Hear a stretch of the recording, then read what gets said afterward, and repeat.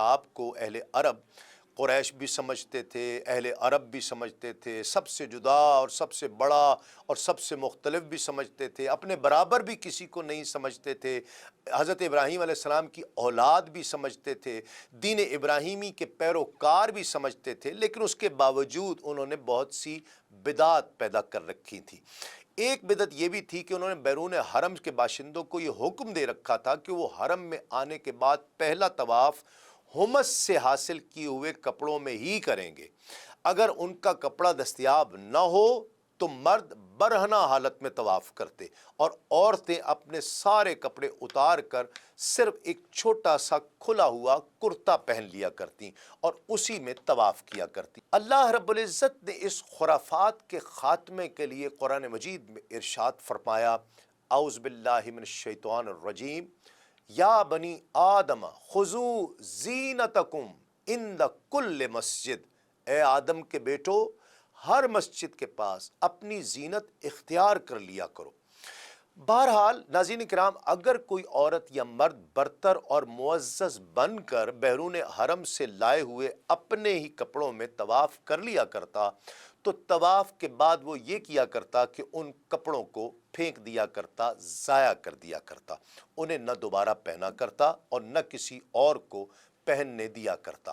قریش کی ایک بدعت یہ بھی تھی کہ وہ حالت احرام میں گھر کے اندر دروازے سے، جو سامنے کا مین دروازہ ہے، اس سے داخل نہیں ہوا کرتے، بلکہ گھر کے پیچھے ایک بڑا سوراخ کر لیا کرتے تھے اور اسی سے آتے جاتے تھے اور اپنی اس جہالت کو نیکی سمجھا کرتے۔ قرآن مجید نے اس سے بھی منع فرمایا، اور یہی دین یعنی شرک و بت پرستی اور توہمات، خرافات، بدعات پر مبنی عقیدہ اور عمل والا دین عام اہل عرب کا دین بن گیا تھا۔ اس کے علاوہ جزیرۃ العرب کے مختلف اطراف میں یہودیت، مسیحیت، مجوسیت اور سابعیت نے بھی در آنے کی مواقع پا لیے تھے، لہٰذا ان کا تاریخی خاکہ بھی مختصراً آپ کی دلچسپی کے لیے پیش کرتے ہیں۔ جزیرۃ العرب میں یہود کے کم از کم دو ادوار ہیں۔ پہلا دور اس وقت سے تعلق رکھتا ہے جب فلسطین میں بابل اور اشور کی حکومت کے سبب یہودیوں کو ترک وطن کرنا پڑا تھا۔ اس حکومت کی سخت گیری اور بخت نصر کے ہاتھوں یہودی بستیوں کی تباہی اور ویرانی، ان کے ہیکل کی بربادی اور ان کی اکثریت ملک بابل کو جلا وطنی کا یہ نتیجہ سمجھا جاتا تھا کہ یہود کی ایک جماعت فلسطین چھوڑ کر حجاز کے شمالی اطراف میں آ بسی تھی۔ پھر دوسرا دور اس وقت شروع ہوتا ہے جب ٹائٹس رومی کی زیر قیادت 70 عیسوی میں رومیوں نے فلسطین پر قبضہ کیا۔ اس موقع پر رومیوں کے ہاتھوں یہودیوں کی داروگیر اور ان کے ہیکل کی بربادی کا نتیجہ یہ ہوا کہ متعدد یہودی قبیلے حجاز بھاگ آئے اور یثرب، خیبر اور تیمہ میں آباد ہو کر یہاں اپنی باقاعدہ بستیاں بسا لی اور قلعے تعمیر کر لیے۔ ان تارکین وطن یہود کے ذریعے عرب باشندوں میں کسی قدر یہودی مذہب کا بھی رواج ہونا شروع ہوا۔ ظہور اسلام کے وقت مشہور یہودی قبائل یہی تھے: خیبر، مستلق، قریظہ اور قینقہ۔ یہود قبائل کی تعداد اس وقت 20 سے زائد تھی۔ یہودیت کو یمن میں بھی فروغ حاصل ہونے لگا۔ یہاں اس کے پھیلنے کا سبب تبان اسد ابو کرب تھا۔ یہ شخص جنگ کیا کرتا تھا اور جنگ کرتا ہوا یثرب پہنچا تھا۔ وہاں یہودیت قبول کر لی اور بنو قریظہ کے 2 یہودی علماء کو اپنے ساتھ یمن لے آیا اور ان کے ذریعے یہودیت کو یمن میں وسعت اور پھر پھیلاؤ حاصل ہوا۔ ابو کرب کے بعد اس کا بیٹا یوسف ذونواس یمن کا حاکم ہوا تو اس نے یہودیت کے جوش میں نجران کے عیسائیوں پر حلہ بول دیا اور انہیں مجبور کیا کہ یہودیت قبول کر لیں، مگر انہوں نے انکار کیا۔ اس پر ذونواس نے خندق کھدوائی اور اس میں آگ جلوا کر بوڑھے، بچے، مرد اور عورت سب کو بلا تمیز آگ کے الاؤ میں جھونک دیا۔ کہا یہ جاتا ہے کہ اس حادثے کا شکار ہونے والوں کی تعداد 20 سے 40 ہزار کے درمیان تھی۔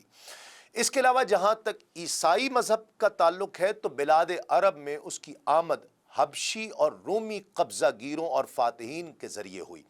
ناظرین کرام، یہ ذکر کیا جا چکا ہے کہ یمن پر حبشیوں کا قبضہ پہلی بار 340 عیسوی میں ہوا اور 378 تک برقرار رہا۔ اس دوران یمن میں مسیحی مشن کام کرتا رہا۔ تقریباً اسی زمانے میں ایک مستجاب الدعوات اور صاحب کرامات زاہد جس کا نام فیمیون تھا، نجران پہنچا اور وہاں کے باشندوں میں عیسائی مذہب کی تبلیغ شروع کر دی۔ اہل نجران نے اس کی اور اس کے دین کی سچائی کی کچھ ایسی علامات دیکھی کہ وہ عیسائیت کے حلقہ بگوش ہونے لگے۔ سید سلیمان ندوی لکھتے ہیں کہ پھر زونواس کی کارروائی کے رد عمل کے طور پر حبشیوں نے دوبارہ یمن پر قبضہ کیا اور ابرہا نے حکومت یمن کی باغ ڈور اپنے ہاتھ میں لی تو اس نے بڑے جوش و خروش کے ساتھ بڑے پیمانے پر عیسائیت کو فروغ دینے کی کوشش کی۔ اس جوش و خروش کا نتیجہ یہ تھا کہ اس نے یمن میں ایک کعبہ تعمیر کیا اور کوشش کی کہ اہل عرب کو مکہ اور بیت اللہ سے روک کر اسی کا حج کرائے جو اس نے بنایا تھا اور مکہ کے بیت اللہ شریف کو ڈھا دے، لیکن اس کی اس جرت پر اللہ رب العزت نے اسے ایسی سزا دی کہ اولین و آخرین کے لیے وہ عبرت بن گیا۔ دوسری طرف رومی علاقوں کی ہمسائیگی کے سبب آل غسان، بنو تغلب اور بنو تئی وغیرہ قبائل عرب میں بھی عیسائیت پھیل گئی تھی، بلکہ ہیرا کے بعض عرب بادشاہوں نے بھی عیسائی مذہب اس وقت تک قبول کر لیا تھا۔ جہاں تک مجوسی مذہب کا تعلق ہے تو اسے زیادہ تر اہل فارس کے ہمسایہ عربوں میں فروغ حاصل ہوا تھا، جیسے عراق ہے، عرب بحرین ہے، الاحساء، حجر اور خلیج عرب کی ساحلی علاقے ہیں۔ ان کے علاوہ یمن پر فارسی قبضے کے دوران وہاں بھی اکا دکا افراد نے مجوسیت قبول کی ہوگی۔ باقی رہا سائبی مذہب، تو عراق وغیرہ کے آثار قدیمہ کی کھدائی کے دوران جو کتبات برآمد ہوئے ان سے پتہ چلتا ہے کہ یہ حضرت ابراہیم علیہ السلام کی کلدانی قوم کا مذہب تھا۔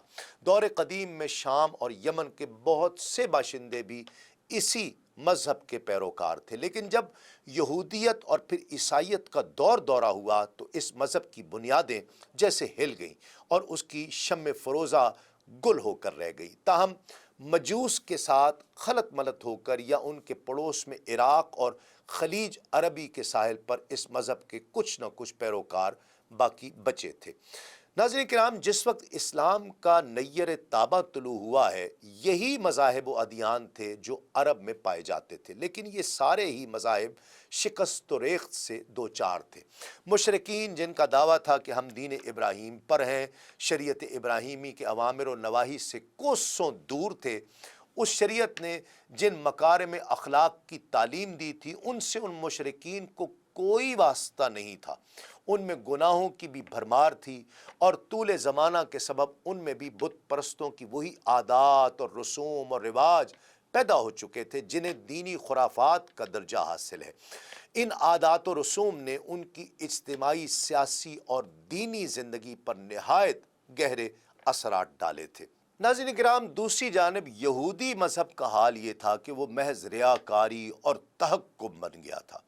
یہودی پیشوا اللہ کے بجائے خود سمجھ لیجئے کہ رب بن بیٹھے تھے، لوگوں پر اپنی مرضی چلاتے تھے، ان کے دلوں میں گزرنے والے خیالات اور ہونٹوں کی حرکات تک کا محاسبہ کیا کرتے تھے۔ ان کی ساری توجہ بس اس بات پر تھی کہ کسی طرح مال، ریاست، طاقت حاصل ہو جائے، خواہ دین برباد ہی کیوں نہ ہو جائے اور کفر و الحاد کو فروغ ہی کیوں نہ حاصل ہو جائے اور ان تعلیمات کے ساتھ تساہل ہی کیوں نہ برتا جائے جن کی تقدیس کا اللہ رب العزت نے ہر شخص کو حکم دے رکھا ہے اور جن پر عمل کرنے کی ترغیب دے رکھی ہے۔ رہی عیسائیت، تو عیسائیت ایک ناقابل فہم بت پرستی سی بن کر رہ گئی تھی۔ اس نے اللہ اور انسان کو عجیب طرح سے یوں سمجھ لیجئے کہ خلط ملط کر دیا تھا۔ پھر جن عربوں نے اس دین کو اختیار کر رکھا تھا ان پر اس دین کا کوئی حقیقی اثر تک ظاہر نہیں ہوتا تھا، کیونکہ اس کی تعلیمات ان کی طرز زندگی سے میل ہی نہیں کھاتی تھیں۔